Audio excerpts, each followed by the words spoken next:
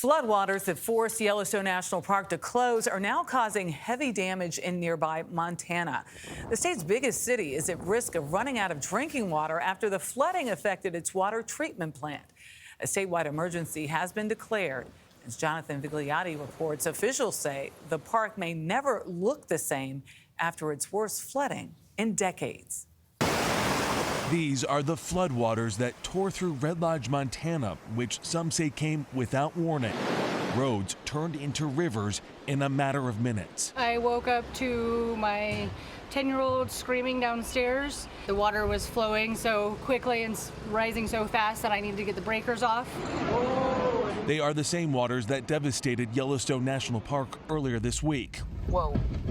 Leaving scars on one of the nation's oldest, most treasured landmarks. One aspect of climate change is that we're going to see more extreme weather events, and I think we're seeing that not only in Montana, but around the country and around the world.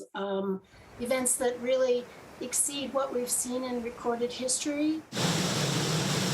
The Montana National Guard has flown some 90 people to safety. When was the last time you saw something like this? No one's ever seen anything like this. Red Lodge Fire Chief Tom Kuntz says some 250 homes have been damaged by the floods. That boulder right there gives you a sense of the power of this water, that boulder originally was in our main street. The river literally came right through here and went through these folks' house. The river was going through their living room.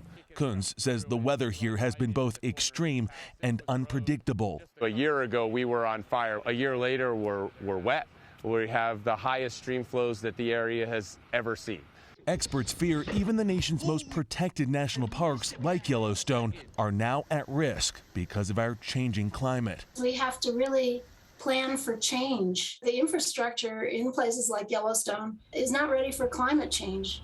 We're seeing roads wash out, landslides. We need to give that some more thought. And the water has receded here in Red Lodge, leaving behind what you could not see in the water at the time. These are massive boulders, some of them easily hundreds of pounds, that came from the riverbed, putting into perspective just how strong that current was.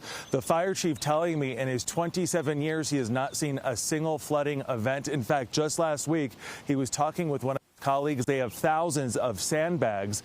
They were actually thinking of giving them away. Tony? Wow. So much power in that water. And if it's not the flooding, as the fire chief pointed out, it's the fires. They're getting it from both sides. Jonathan Vigliotti, thank you very much.